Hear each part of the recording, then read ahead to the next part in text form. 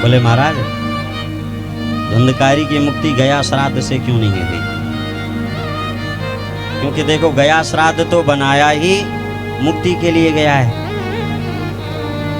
जब बहुत दिन हो जाएं तो पितरों के निमित्त गया श्राद्ध कर दिया जाता है। क्या कहते हैं? गया जी में पहुंचा देना, है ना।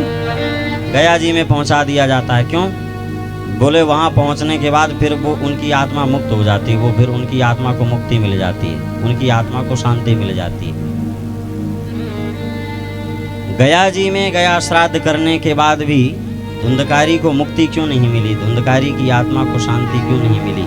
धुंधकारी को प्रेत योनि से मुक्ति क्यों नहीं मिली?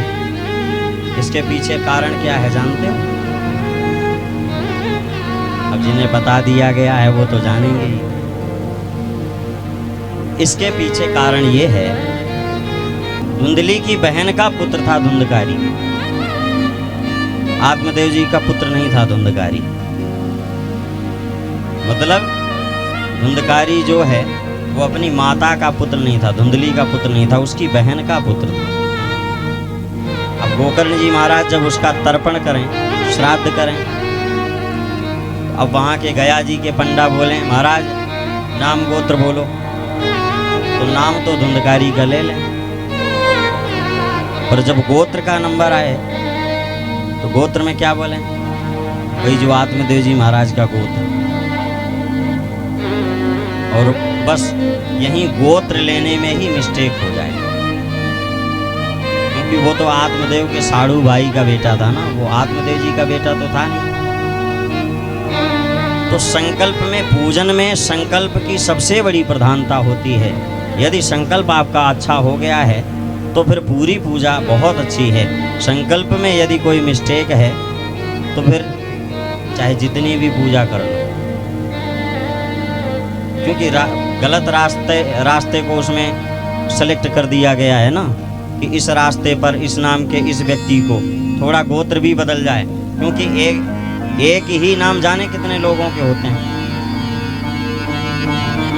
पर जब गोत्र ले लिया जाता है, गोत्र का नाम ले लिया जाता है, तो फिर उसी व्यक्ति के निमित्त वह कार्य निश्चित हो जाता है।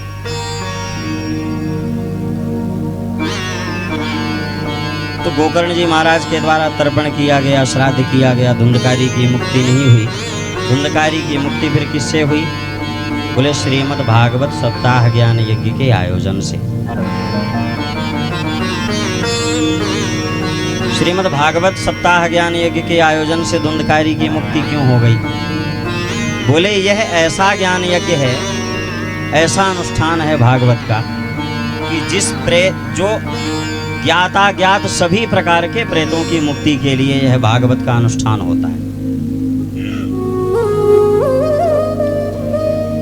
किसी प्रेत को या अपने पितरों को आप जिनको जानते हो उनकी भी, और जिनको आप नहीं जानते हो, जिनका आप नाम गोत्र भी नहीं जानते हो, ऐसे पितरों की भी मुक्ति श्रीमद् भागवत के अनुष्ठान करवा देने से हो जाती है।